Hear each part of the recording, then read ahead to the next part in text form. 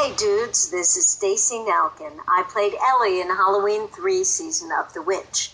And you are listening to Tommy Throwback Kovac on Splat from the Past. He's fucking awesome. The keyword is fucking. Alright guys. Hey dudes, welcome to Splat from the Past, the only 80s themed horror and sci-fi show where things can get totally radical. Now today I will be welcoming cult horror film director Armand Mastroianni. You all know his movies. He directed the 1980 horror slasher classic He Knows You're Alone, which was Tom Hanks's first movie.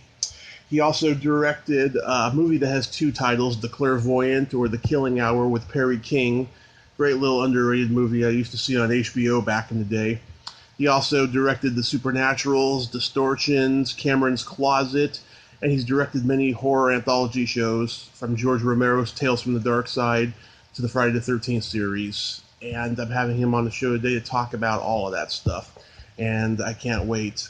His movies are just as legendary as Wes Craven, Tobe Hooper, and even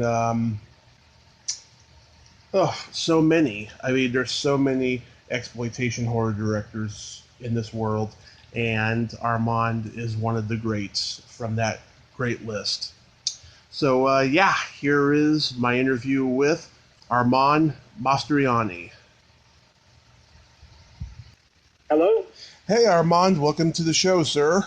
Well, my pleasure. Thank you for having me. My pleasure, yes, it's such a great honor. Thank you for taking the time to do this today. So, going back in time, did you gravitate towards films early on in your childhood? When I was very young, I used to always tell stories to people. I used to tell campfire stories when I was in the Boy Scouts, and I used to tell stories to my relatives. And I used to be very visual and act them out, and usually they were scary stories, you know. Mm-hmm. And so I remember actually when I went to see my first film, I was so impressed, you know, when the curtains opened and I saw these enormous figures on the screen, and I was just like, wow, you know, like this is what I want to do. I want to make movies. I want to, you know, tell stories like this. And very interesting. When I was young, I encouraged my dad to get me an 8mm camera, and he said, "Well, what do you want that for?" I said, "To take movies." He says, "You mean of the family and stuff like that?" And I said, "Yeah." But instead, what I do is I'd go out and I'd buy these little cassettes of 8mm film, and I'd come up with ideas and write stories, and I'd get my friends together and we'd shoot them, we'd film them. Mm-hmm. So, I mean, and then I'd project them in the garage on a big screen, you know, with I'd put some music together on a tape recorder and play it alongside the film, because I mean I didn't have sound or anything like that. Mm-hmm. So from very early on, I was making movies and telling stories, and I never went to film school or anything like that, but I kind of taught myself. And as I, you know, progressed, I went, when I was in high school, I encouraged them to start a little film club, Mm-hmm. and we did, and I made some shorts there, and then in college, the same thing. And one of the films that I made in college got submitted to a festival, Mm-hmm. and the judge was Otto Preminger, and it was in New York City. It was the Fordham University Film Festival, Mm-hmm. and he stopped it and he said, "This is the winner. I want to meet the director." So that kind of launched my career. I went to meet Otto Preminger. I was like Mm-hmm. totally in awe of you know, this guy. I mean, he had made all these great films, Exodus, The Cardinal, you know, Laura. And he met me. He was so gracious.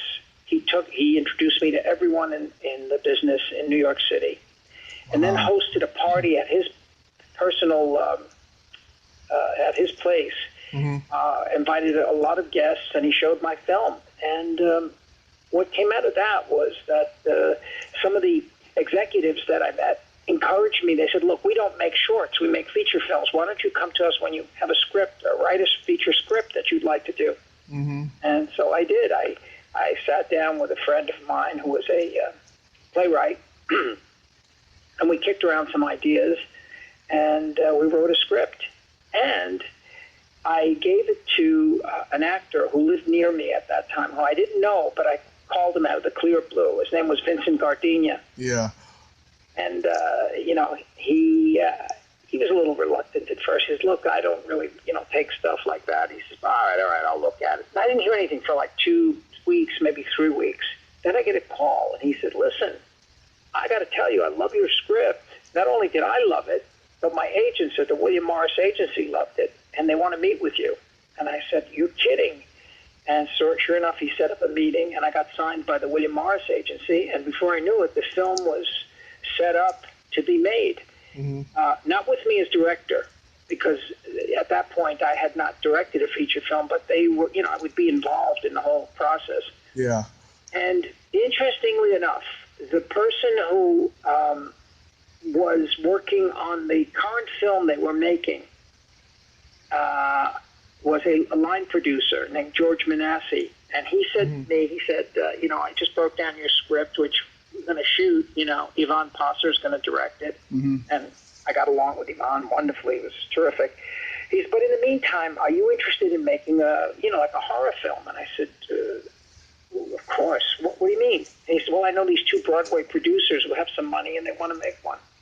Not an expensive one, but a low-budget one. Mm-hmm. So I said, terrific. So that's how that started. I'm talking a lot. Do you want to ask a question here? Of course. But no, that's great, though. I can't believe you're talking about the same Otto Preminger who had a reputation for years as being the Adolf Hitler of filmmakers.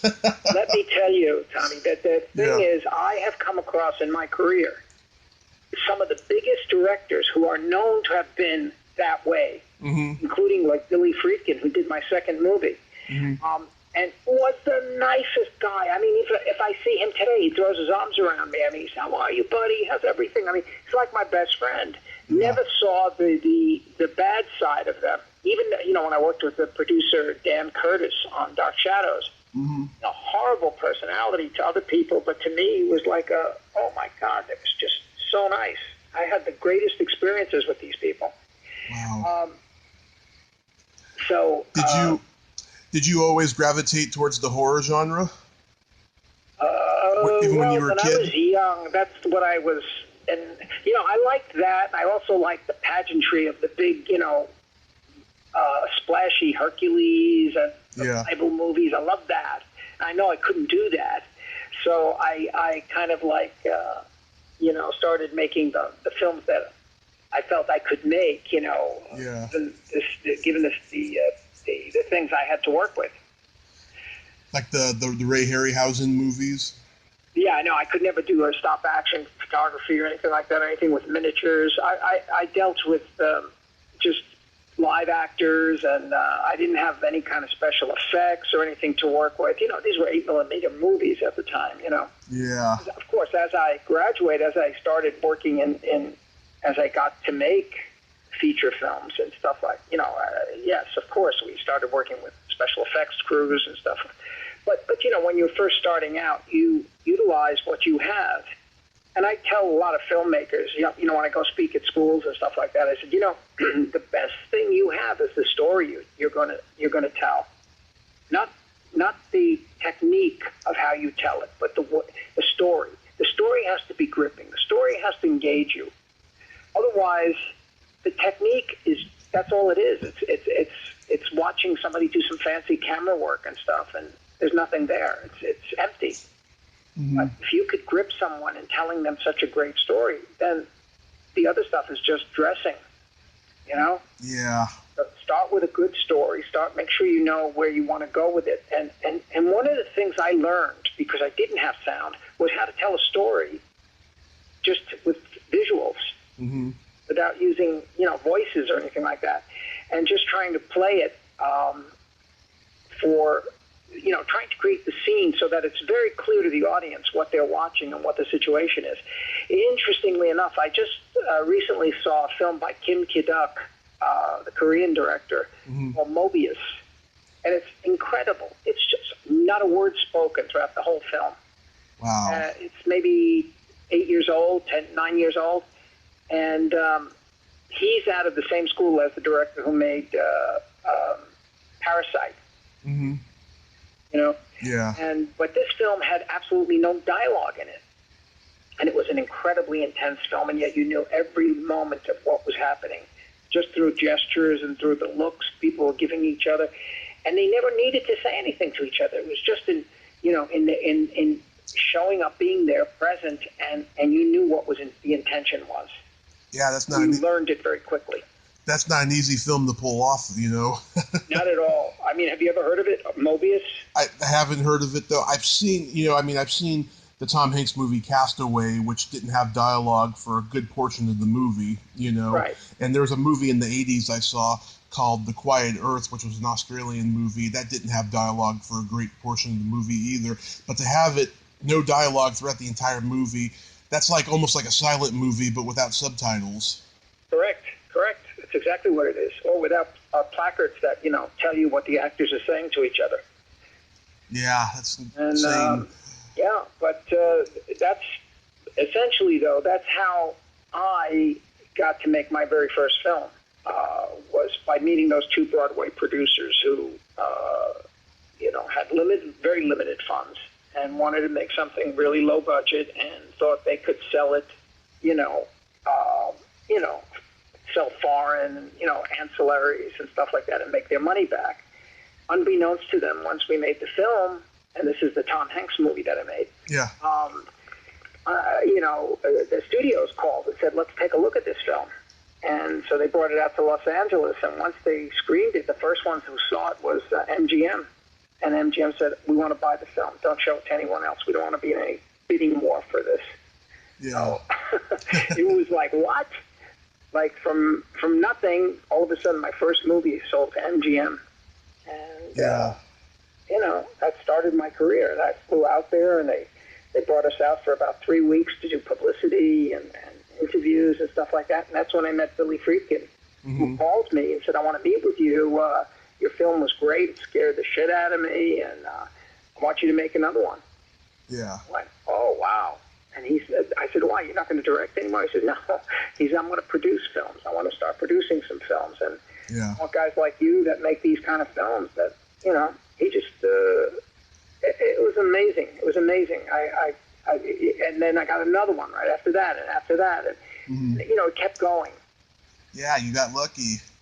Well, it's not just luck. And that's another thing. When guys ask, well, how do you get the next one? I say, look, you've got to give them something. You can't just be a lot of talk. If the film doesn't work, or the film isn't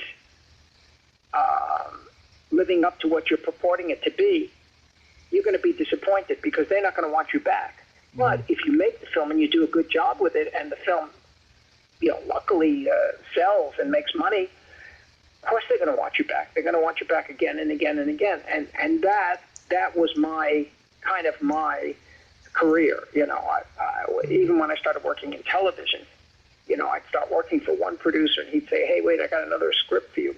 I want you to take a look at this one and take a look at this one. And I'd worked multiple times for the same producers. And so that was why I was able to just keep it going and keep it going. But at the same time, you have to be respectful of the conditions they give you to work with. And of course.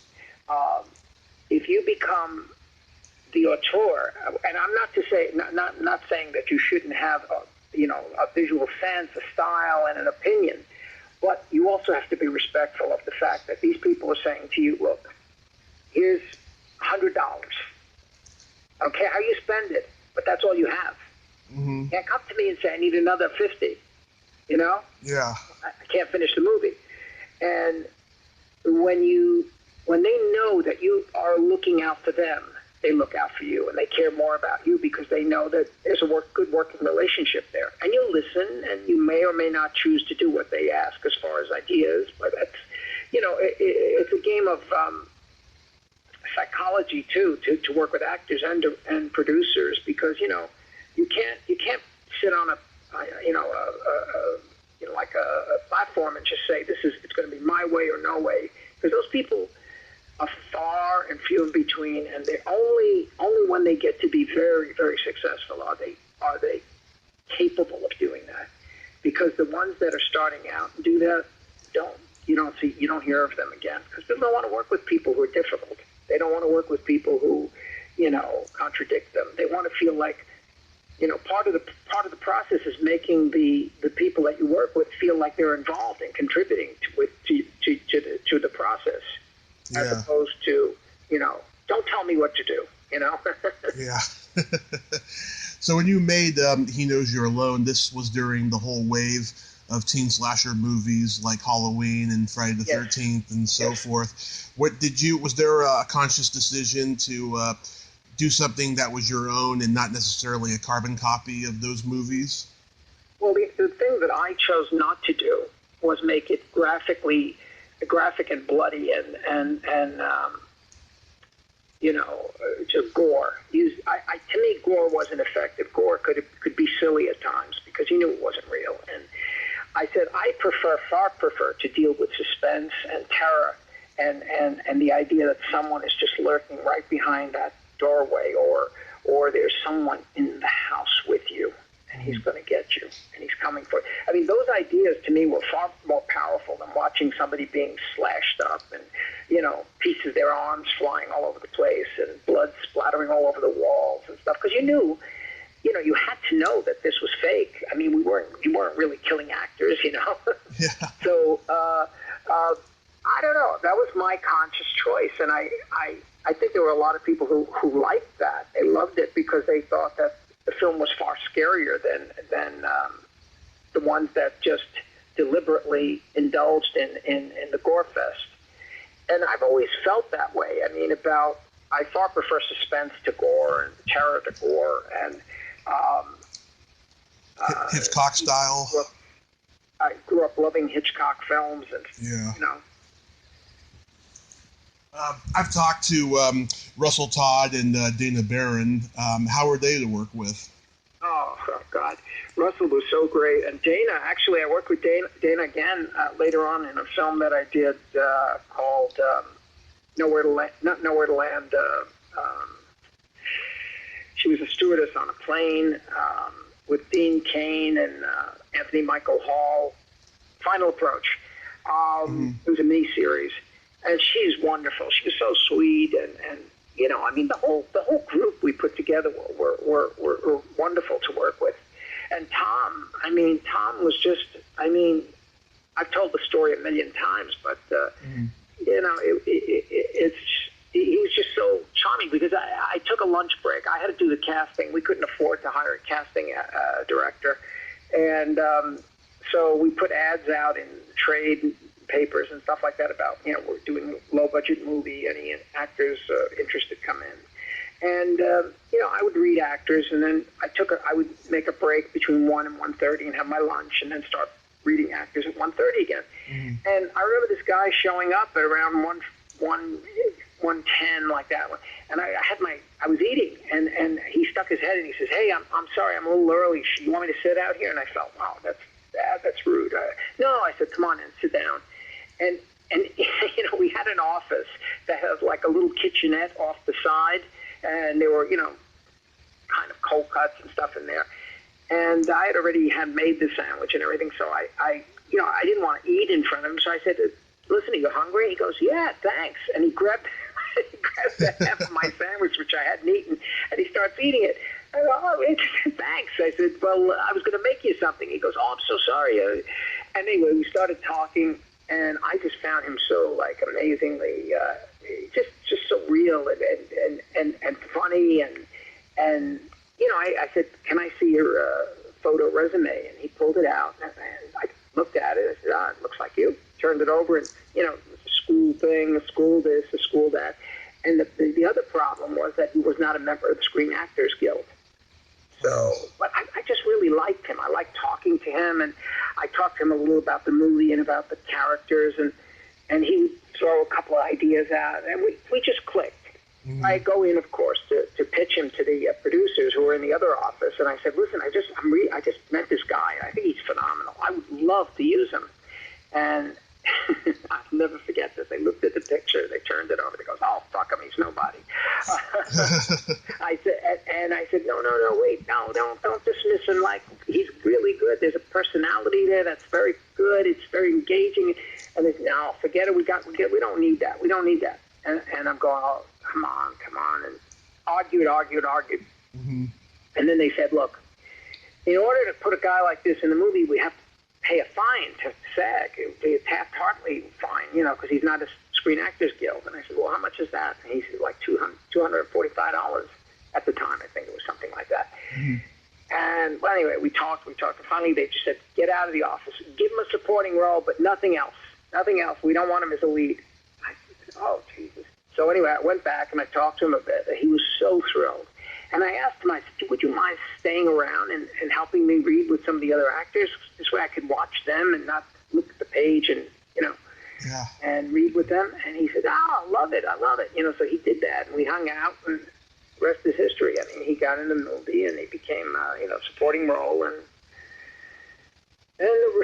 he went on to do a lot of stuff. And what was so nice about all this was that when MGM bought the movie and flew us out, they flew him out, they flew me out, they Caitlin O'Heaney, Don Scardino, all the people that, the leads.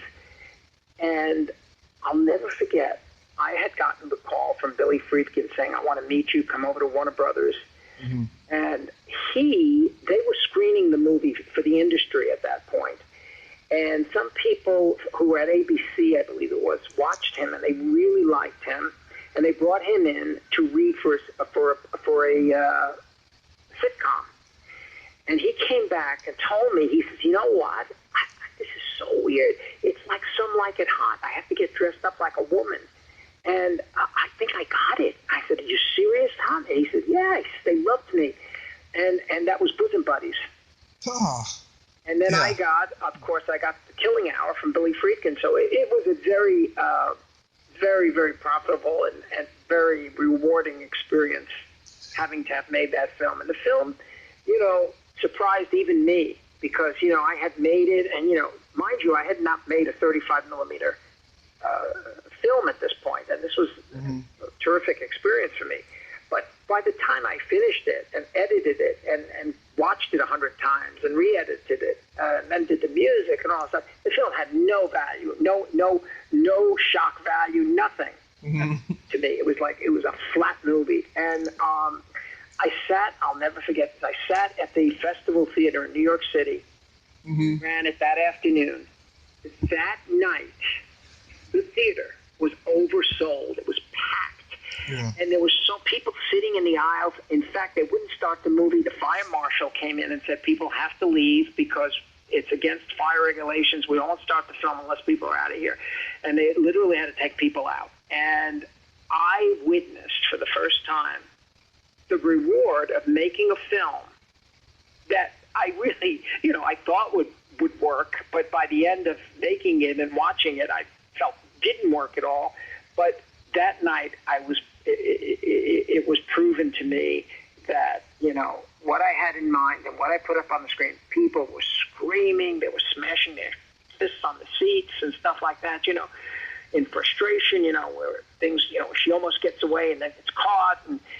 But, there were surprises for me, things that I learned, because I was teaching myself making that film. Mm-hmm. I learned that there were things that I never planned that scared the hell out of people. For example, there's a scene at the end where she comes home and she finds her girlfriend's head floating in the fish tank. And she starts screaming and she starts running for the door, and he's standing there, and she bolts out the back door. He starts chasing her. She jumps in the car. She's fumbling with the key. She locks the door just as he gets there, and she can't start the car. And he's pounding on the window, trying to get in. And she starts the car. She starts with that. She peels out. Unbeknownst to her, he's on the hood.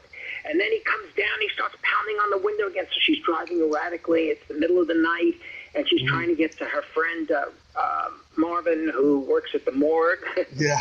and she finally gets there, and she knocks the car into a tree, and this guy goes tumbling off. Okay, so she races into the morgue, and she's screaming. And now, of course, nobody believes her because every time she's told somebody that she sees somebody, there's nobody there.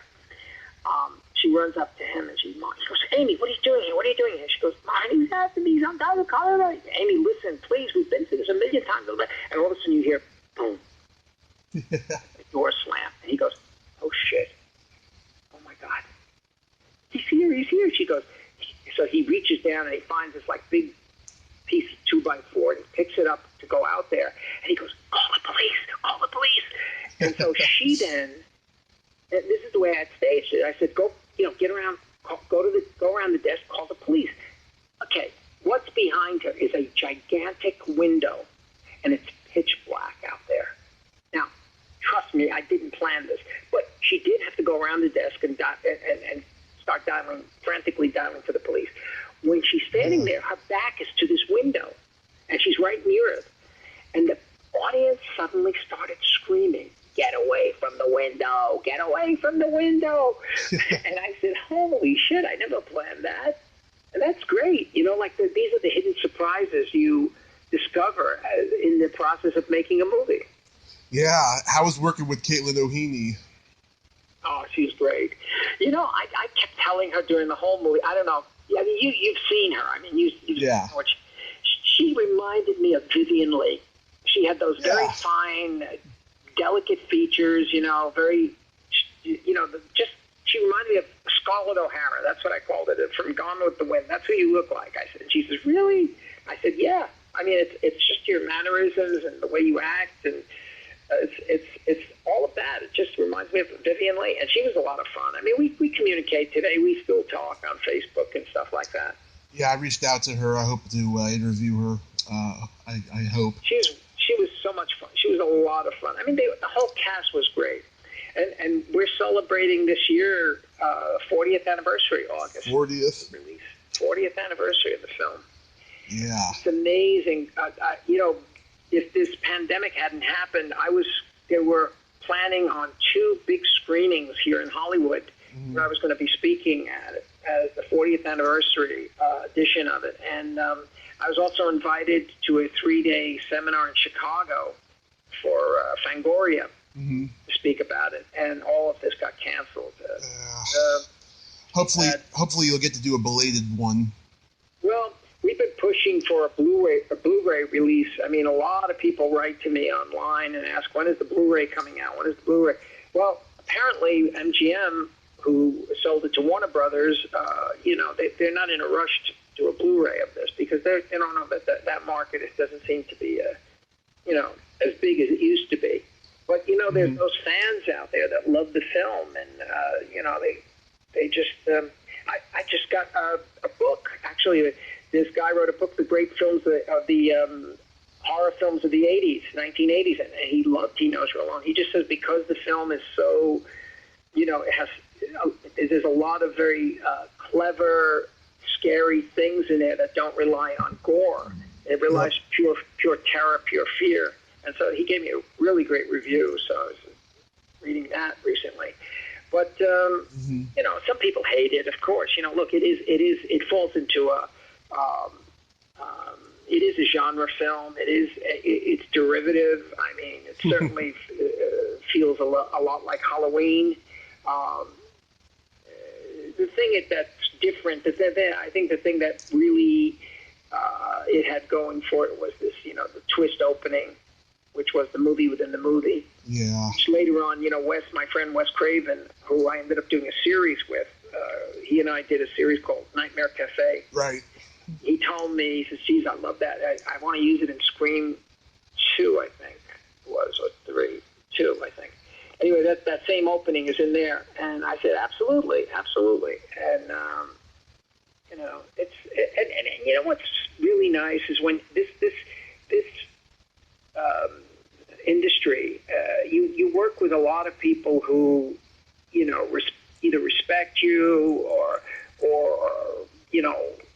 want to learn from you, or and you get to meet all the people that you respect. You know what I mean? Guys like Wes Craven and Otto Preminger, Billy Friedkin, all these big directors, Francis Coppola. Oh my God, he was so great to me. And I've always believed that what goes around comes around, you know. So I love to do that for young filmmakers too, or even people who want to work. Like when I'm making a film, I always tell the producers, I said, let's find a film school nearby and hire some interns to come on and work with us on set, because the best experience they're going to get is watching the film being made. Yeah. So you mentioned William Friedkin and doing the Killing Hour. I used to see this movie late at night on HBO back in the late 80s, and it was always called The Clairvoyant. What's the genesis of the movie? Well, when 20th Century Fox bought it, and they released it, they didn't want to release it as The Killing Hour, which I thought was a far better title. But they said, we have a better title. We want to put it as The Clairvoyant. Mm-hmm. I said, I don't know, it sounds like a... And it did. It felt like there was a British movie with Claude Rains, I think, called The Clairvoyant. Mm-hmm. And, you know, I just didn't think that was the right title for it. But, you know, you can't argue. In fact, they changed the title from... We went through 7 title changes on He Knows You're Alone. I mean, it was originally Shriek. It was the Uninvited.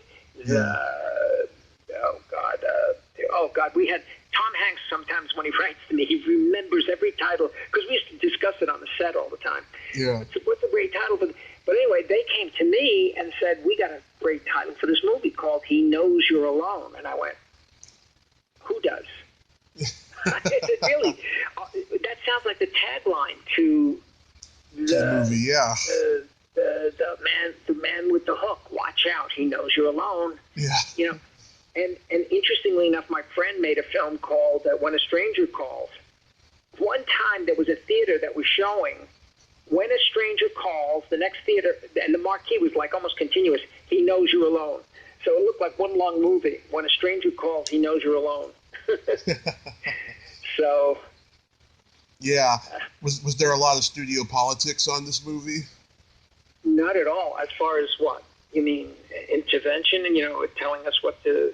Yeah. I think it was just about the title. They just felt they hired an ad guy who came up with the poster and all that stuff, and he just and he also wanted to shoot a couple of additional shots for the trailer that are not in the film.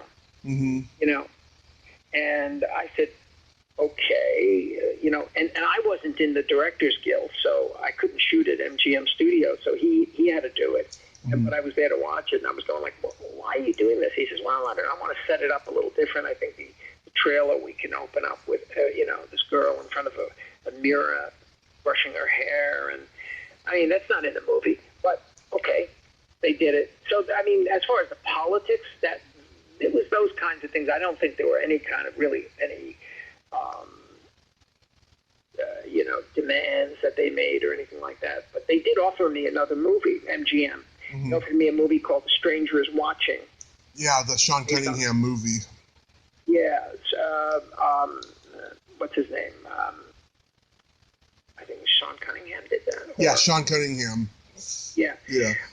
They gave me that. They said, we have this movie for you that we'd love for you to do, but when the Billy Friedkin thing happened at exactly the same time, I think Billy jumped ahead of them, and I said, gee, I'd love to work with Billy Friedkin. So, yeah, how was working with Perry King? Perry, terrific. I mean, you know, I if you ask me, I guess the real question should be is who do you really hate that you worked with? Yeah.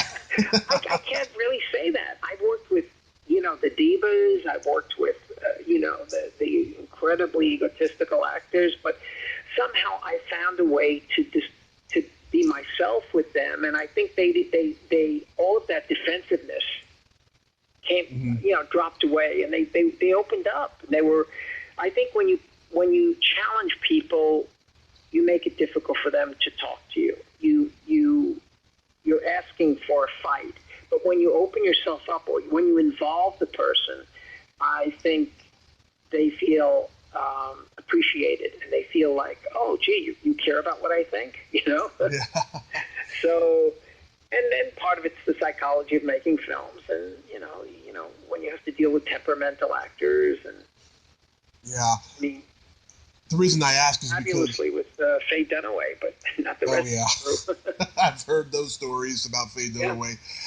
Now, the reason I ask is because he was coming off of class of 1984. 1984, yeah. And I know that was a bit of a traumatic experience for all that was involved. I was wondering if, he was, getting any PSTD from that.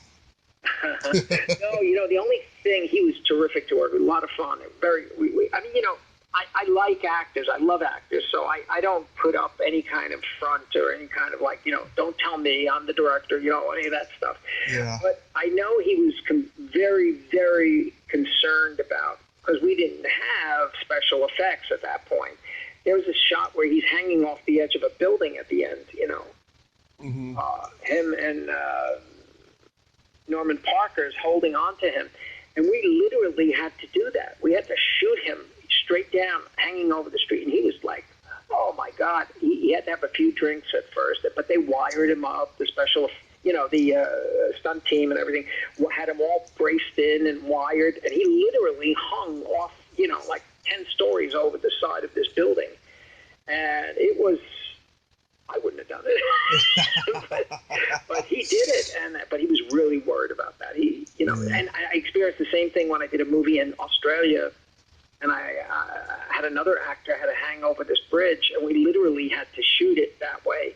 And he was like, please, he was terrified, but they had him all braced up and all wired, But still, you're dangling there, Yeah.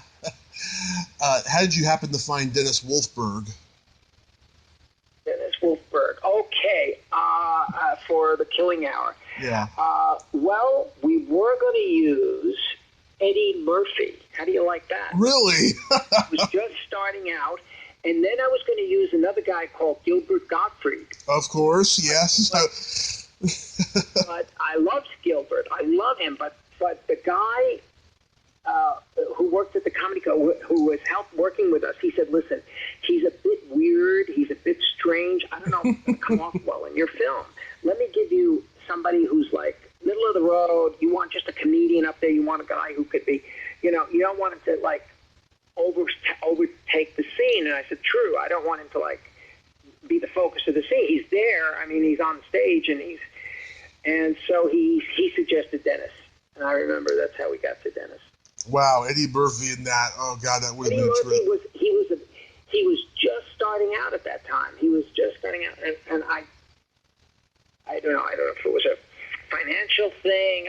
I don't remember because the name came up, but we never met or anything like that. So it was one of the names that was thrown around.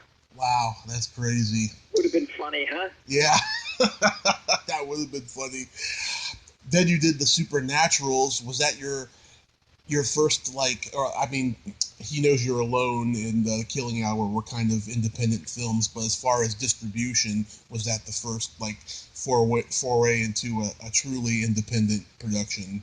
Well, that was for Sandy Howard and Embassy Entertainment, and and it was initially with the guys, Joel Swason and Michael Murphy, who had been working with Sandy on a film called The Boys Next Door with Maxwell Caulfield. Love that movie. Yeah. And I'll tell you a funny thing.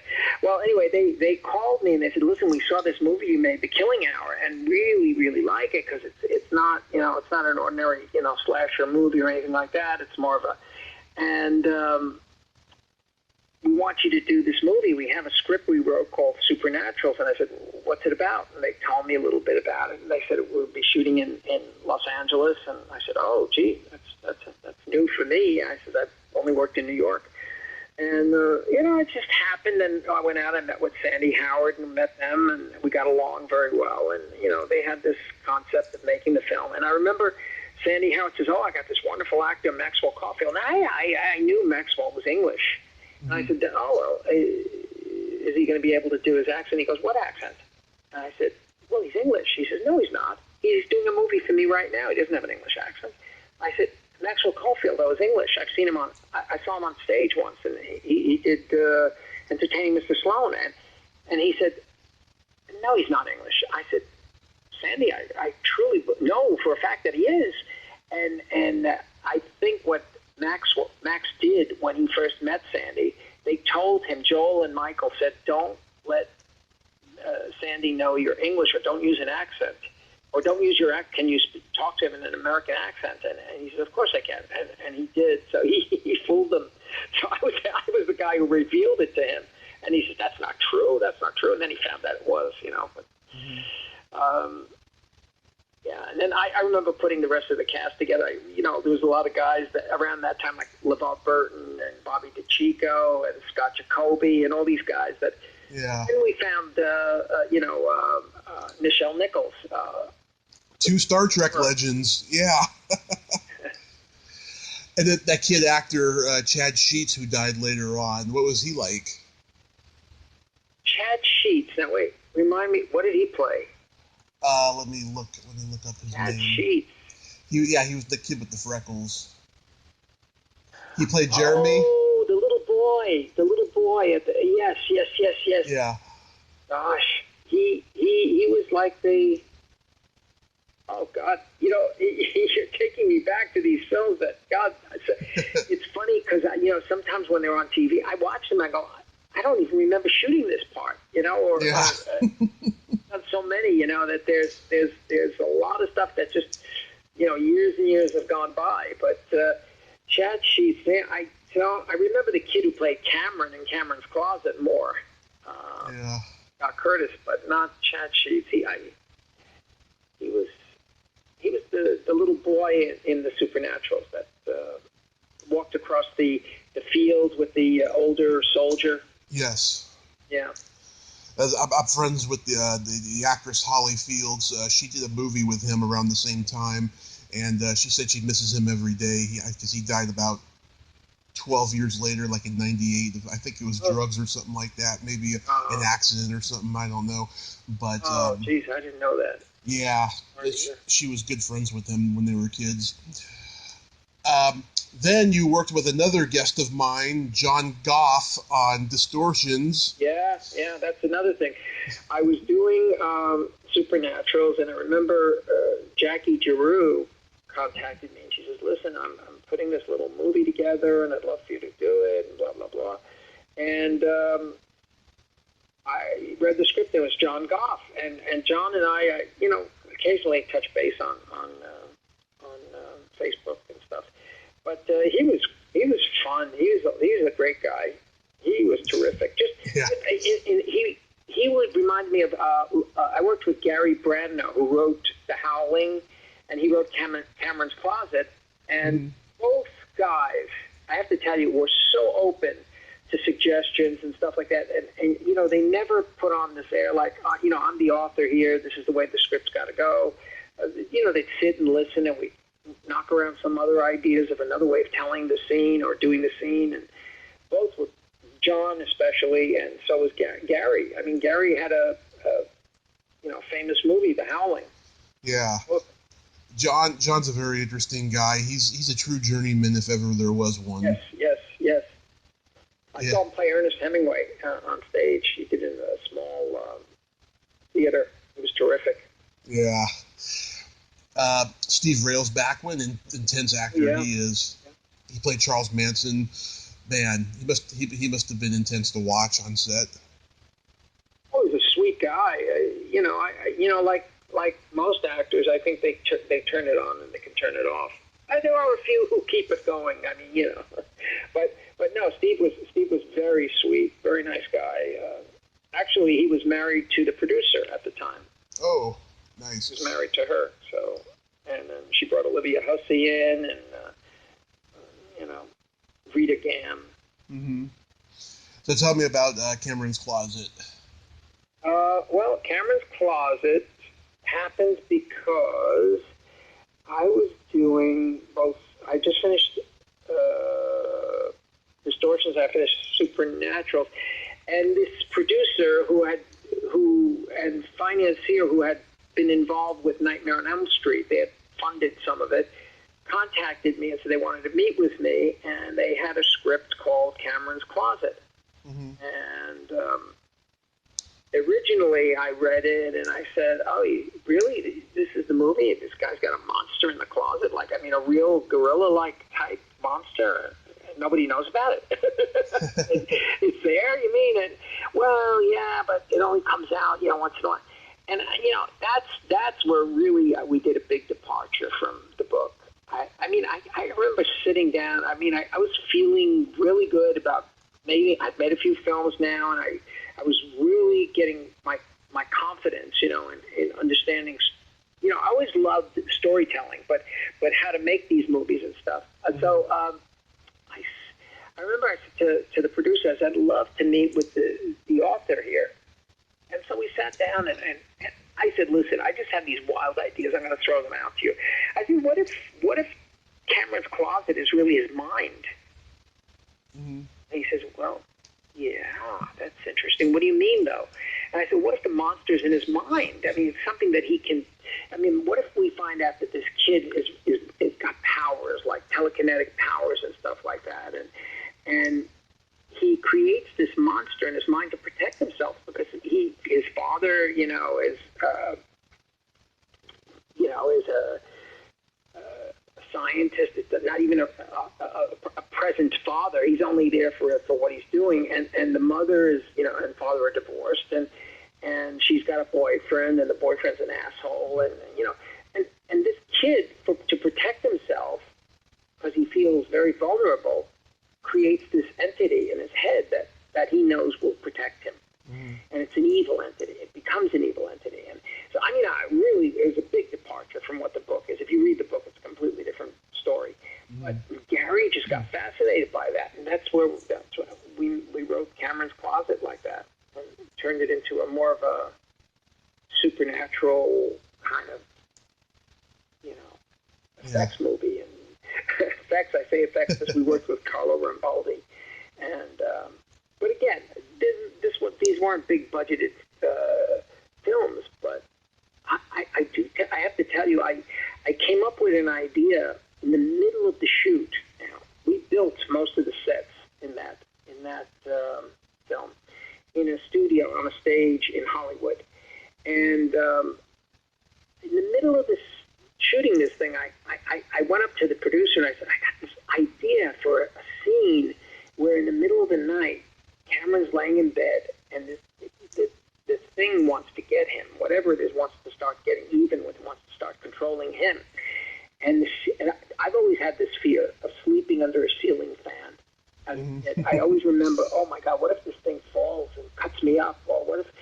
But then I said, what if he slowly sucked up the wall and brought closer and closer? Like you've seen in the silent films where the girl was strapped to the railroad tracks and the train is coming closer and closer and closer. Will she be saved? Will she be saved? Well, I said, let's do that.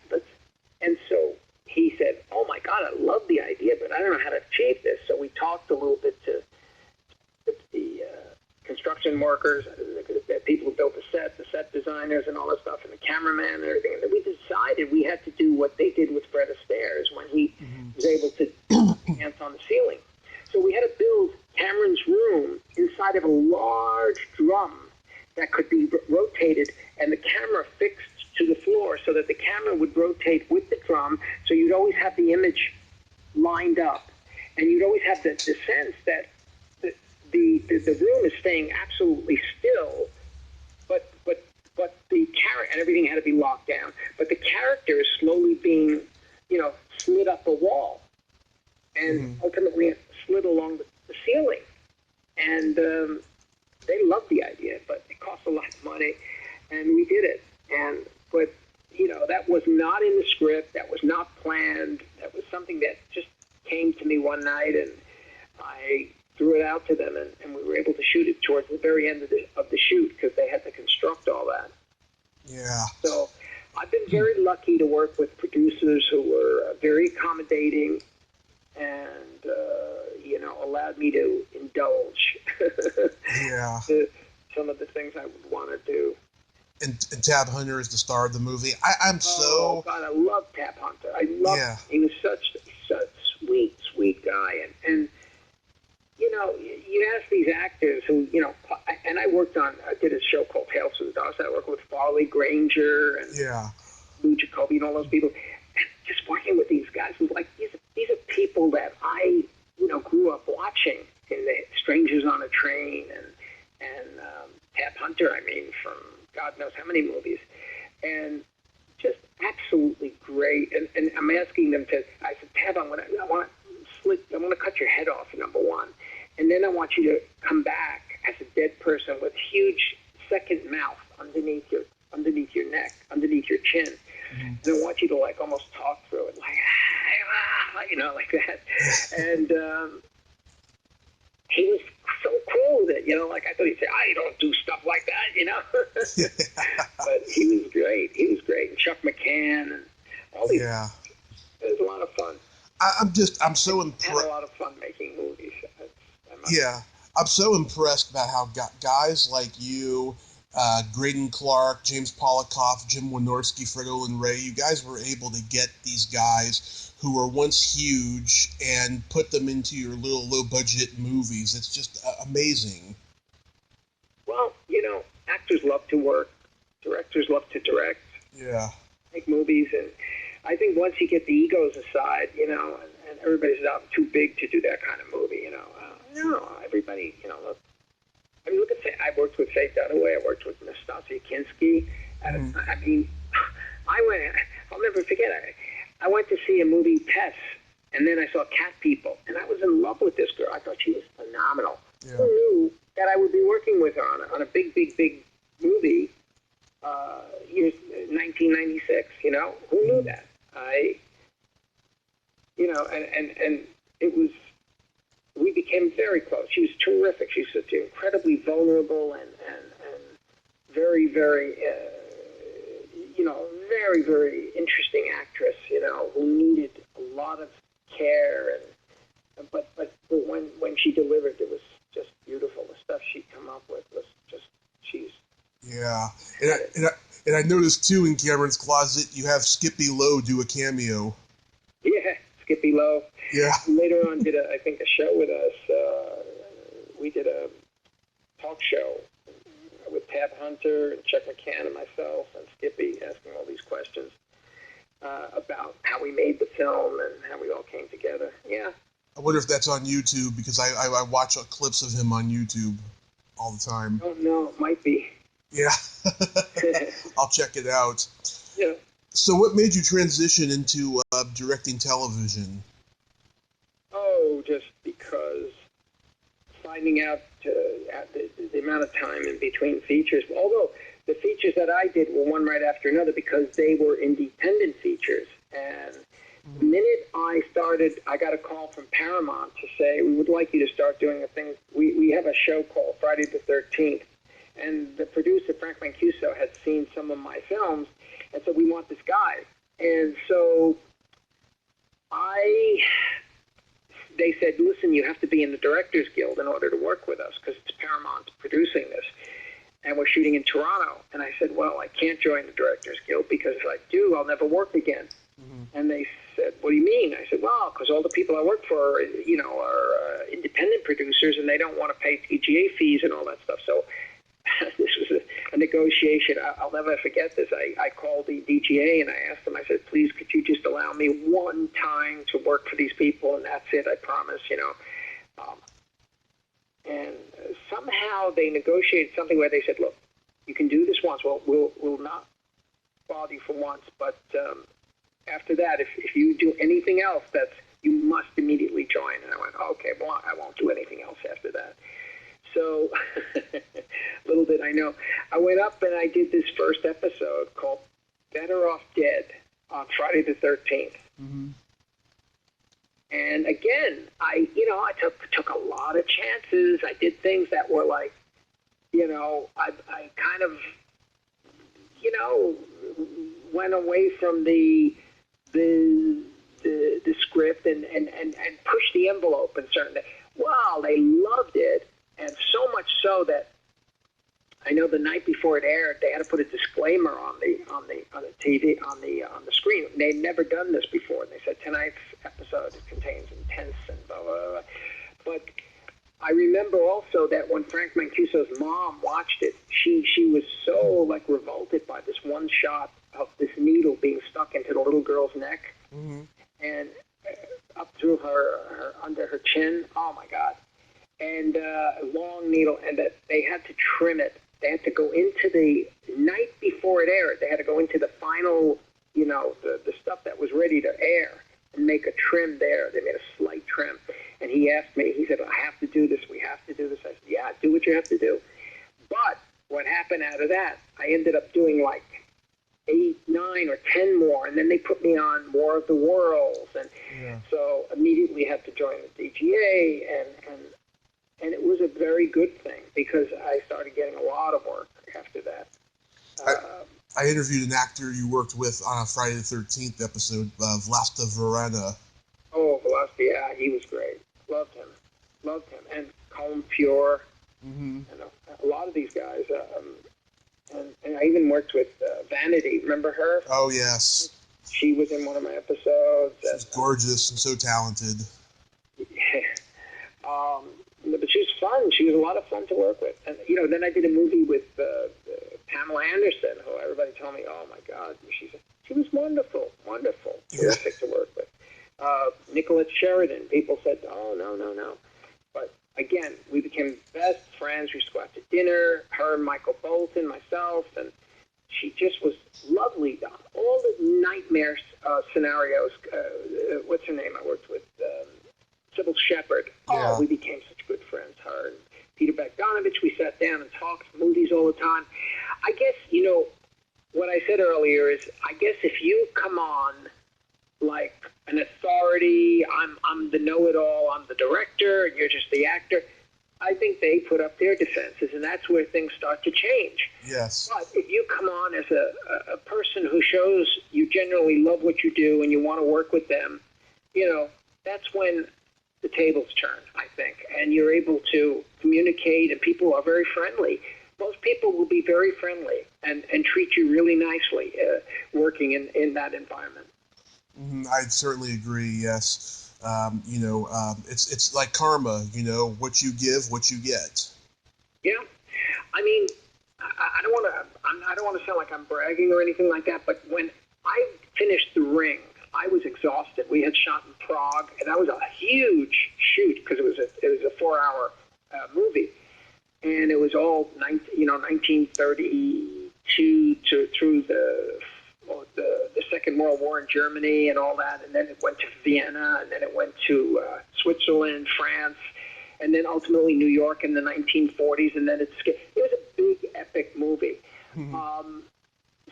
I was exhausted. I came back and I finished the editing, and my agent calls me and said, listen, there's these producers that want to sit down and talk to you. They want you to do this movie. And I said, oh, no, listen, I'm going back to New York. I want to go home. I want to just spend time with the family now because I'm exhausted. And he says, all right, I'll tell them you're passing.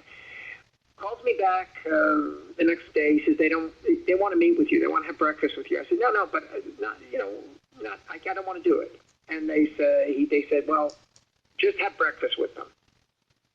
What the hell's going on? Anyway, I went and I had breakfast with them, and they just said, look, you have to do this movie for us. I said, I'm exhausted, guys. I haven't seen my family. Oh, no problem. We'll bring your family out. I said, okay. Well, why is, what's going on? And they upped the money even more and more and more. And then they also said to me, look, if you do this film for us now, you can have another film of your choice. You get to pick right after it. And I said, right after it? No, you can take a break, and then we'll do another film with you right after it. I said, something's going on here.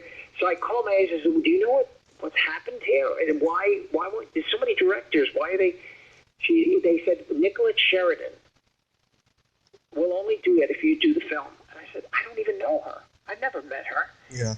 But you worked with all these other friends of hers, and they all loved you, and they said, you've got to work with this director, you've got to work with this director. That's how that happened. And she was basically said, I'll do the movie if you'll get this director. And hadn't even met me. It's so amazing. And we became such good friends. I mean, she was so sweet. She was so nice to the other actors, considerate. And a lot of people who had worked with her said, I can't stand her. her, you hear this about a lot of actors. Yeah. Just they don't click. Absolutely. Yeah. You directed Tales from the Dark Side. Were you good friends with George Romero? I met him twice. I wasn't like great friends with him. I was closer with. I became closer with the producers of the show, Jerry Golod, Tommy Castronova, those people. Yeah. I talked to Robert Romanis about the episode you guys did. Oh yeah, the shoemaker there thing. Yeah, Robert. Yeah. Yeah, he's great. Good guy. Very good guy. He was about 2 hours away from catching a plane, and I think he was out the door, and within the last 5 minutes of our conversation. He's that good of a guy. I liked him a lot. Yeah, he was such a sweet guy. I think I worked with his brother, Richard. Yeah. I might have. Wait. No. I met him. We were going to do something. No, I did not. Okay. Yeah. And then the Dark Shadows reboot, I talked to Jim Fife about that too. He's a great guy. Jim, yeah. Oh my God. Do you know that was a because I did Friday the 13th, and I insisted on shooting these I love these Citizen Kane angles, the low angles, and I love shooting through a lamp or something, or from behind something. I always loved this voyeuristic approach, Yeah.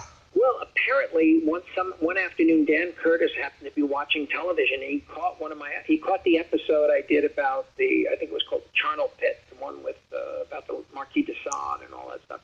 And it was all period piece and all that stuff. And I'll never forget this. I'm in New York City. I'm in Staten Island, and I was in the backyard. My wife comes out and says, "Hey, you have a telephone call from Los Angeles."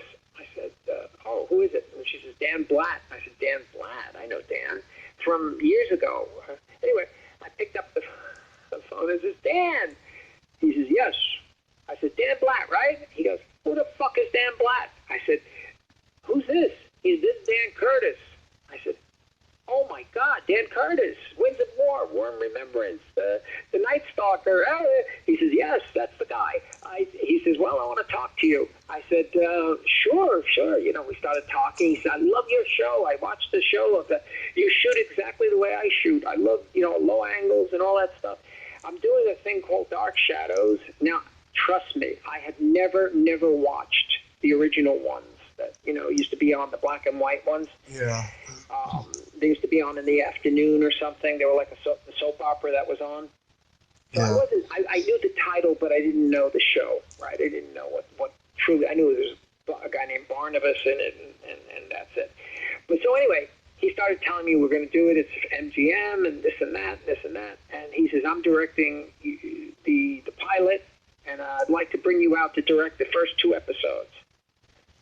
So I said, so we talked, and they sent me the script, and sure enough, I got out there, and I got out there 2 or 3 days before I was going to start, and I went to the set, and I saw it was pretty elaborate and everything, and there was people on the set like Gene Simmons, Yeah. from Spartacus, and all those great movies, Elmer Gantry, and oh my God, I said, "Look at this. This is I'm in Hollywood making movies."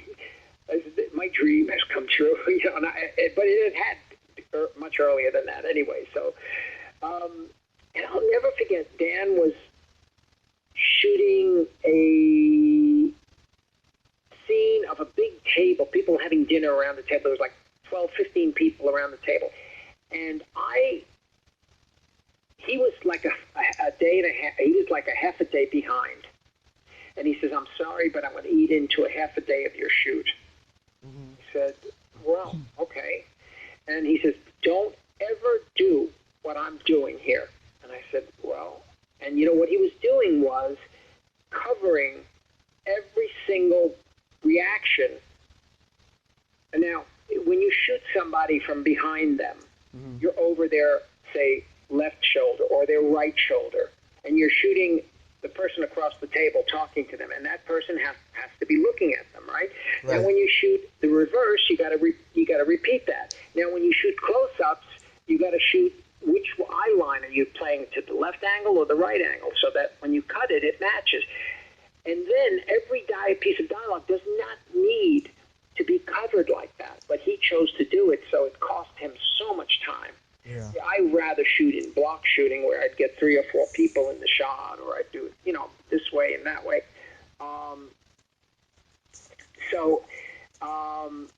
I would, I would never cover it like that. And so what he was telling me is something that I already kind of knew, because I knew that doing that it's so tedious. And not only that, you're never going to use all that stuff. Just pick and choose what you think is correct in the storytelling and go for it. So anyway, I started doing my episodes, and again, I did what I did on Friday the 13th. I took a lot of chances. My first day of shooting, there was a scene where it says she's sleeping in the bed. She gets up. She feels Barnabas is in the yard. She goes across the yard, and he bites her on the neck. Mm-hmm. End of conversation. It was 2/3 of a page, not even a short little piece on the script. So they only allocated like an hour or 2 to shoot it, because it was it's not a big deal. Yeah. But I said, this has got to be really, let's make this very erotic. Let's make this like really, and she was dressed in this very flimsy dress that you could basically see through, and she, had nothing on underneath, and as I had him walk across the garden. I had the leaves slowly blowing across her feet, and you could see as the form, her entire body, you could see it as she was walking across, because the breeze, kind of blew this very flimsy, silky nightgown around her body, And then I had him stand there, and none of this was scripted, but I started shooting. I said, I want to make this a very erotic scene. I want you to walk up to him. I told Catherine, I think her name is. I said, go up to Ben Cross, and he's not just going to bite you right away. I want it to be a kind of a foreplay thing, where I want you to like start to run your fingers up and down his chest, and then I want you to open up his shirt slowly, and then part it and run your fingertips along his chest, and let that build. Feel a sort of a sexual charge thing coming over you as you're just staring into his eyes, and then I want you to offer yourself to him. And by that I mean I want you to turn your back to him, press your back up against his bare chest, reach up behind him and pull his head down onto your neck. She says, oh, that is hot. I said, yeah, let's do that. And then I said, what I want the camera to do now is go from her eyes, just as we see his mouth start to close around her neck, further down to her breasts, which are heaving with expectation, faster and faster and faster, and then finally trickles of blood drip down in between them, sort of an orgasm in blood. It was phenomenal. It worked. It worked so well. First of all, I was getting calls that day because I had fallen a half a day behind. And they said, what the hell's going on? What are you shooting? Jesus Christ, we're falling behind. This is the big cheeses over there. But when they watched those dailies, Lynn Loring, who was the assistant to David Gerber at that point, she says, I got so turned on watching those dailies. I thought this is the greatest stuff I've ever seen. It was so erotic without showing anything really specific. It's just the implication of what was going on, and the fact that she was saying, do me, and so then I did something with Barbara Steele, because Barbara Steele had this very, very severe hair thing that she was wearing. Her hair was like pulled very tight back, and she wore it in this like tight bun in the back, and it was driving me crazy. I just found it to me. So I said, when you get up and get her up against the wall, I want you to like run your fingertips through her hair and just pull it all apart, let it dangle all over her. And she couldn't believe that I did this. She said, oh, Armand, this is so erotic. Oh my God, I love it. This is wonderful. And yeah. Again, this isn't stuff that was scripted. It was all stuff that I was like coming up with. Mm-hmm. But then at the end of my first shoot, show, I had one more to do. He said, you know what? I do not want you to leave. I said, what do you mean? I said, I have this next show to shoot, and then I'm done. He says, no.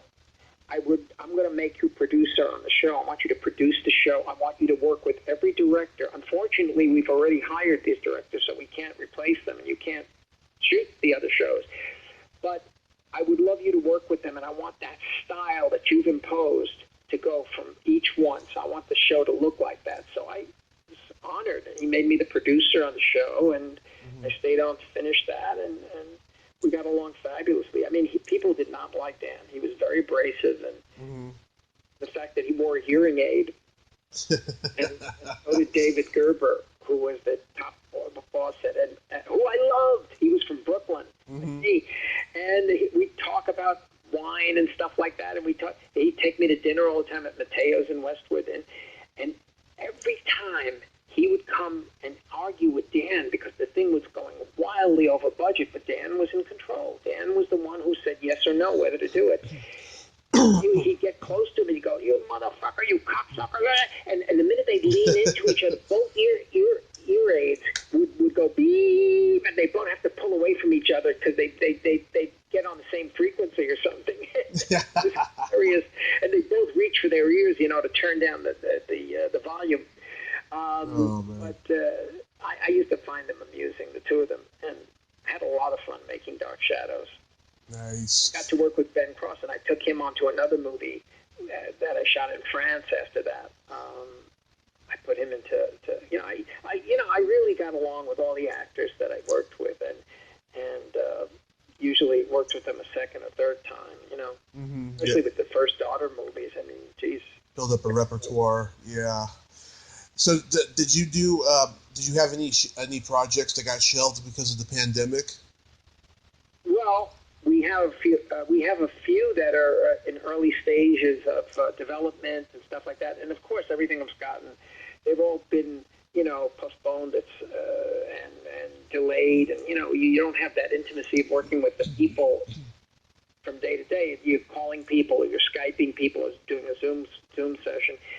And, things are kind of on hold because nobody really knows when we get back how we're going to be functioning on set. Is it going to be like it used to be, or is it going to be a lot worse? Is it going to be like so restrictive that we can't do anything?